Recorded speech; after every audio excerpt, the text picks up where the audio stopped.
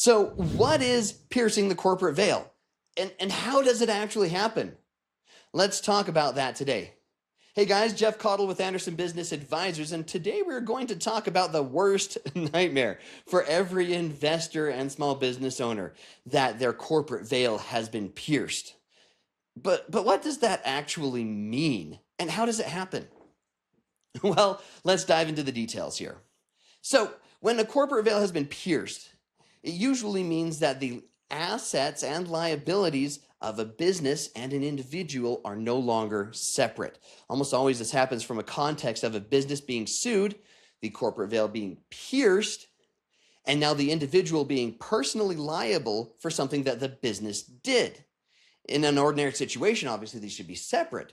But when the corporate veil is pierced, that's no longer the case. And so we get questions about that all the time, like, has my corporate veil been pierced? Or how will I know when it happens? Or what do I need to do to prevent it from happening?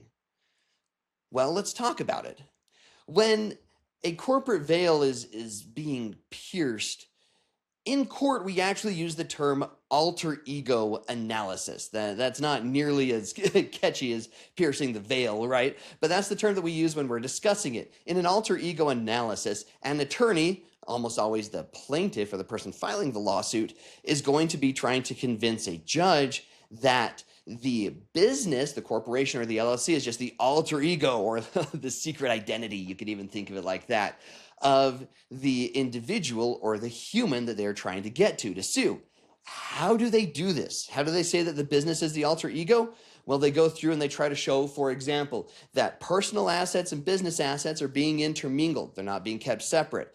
They might also try to show that the operating agreement or the bylaws are insufficient, or that they're not being followed. This was a big one in a recent case where an individual's corporate veil was pierced because they had a good operating agreement, but they were not actually following it. They were doing the opposite of what the operating agreement said. And the judge in that case latched onto that. They called it out very specifically in their opinion. So that really matters. Having a good operating agreement and following it are key to protecting your business entities. And then also, one thing that comes up a lot actually is bank accounts. If you have 15 different LLCs and corporations, but you're still running everything out of your own personal bank account, that's something an opposing attorney can latch onto and say, hey, all of these business entities up here, they are just Jeff's alter ego. And then they use that to say, okay, if it's the alter ego, then we can pierce the corporate veil, and then with that, have access to personal assets.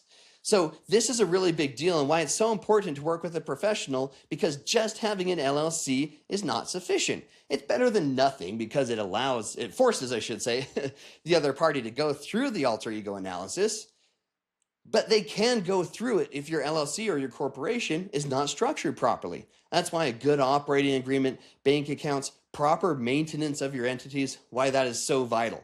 So if you want to learn more about how an LLC or a corporation, properly structured, can protect you and give you tax benefits, click on the link here below or comment consult in the comments to get a free consult with myself or one of my other colleagues here at Anderson Business Advisors. We'd love to hear from you. Hey guys, if you like that video, hit the like button, hit subscribe, and also let me know in the comments if there's anything else that you would like to learn more about. We look forward to talking with you soon. Take care.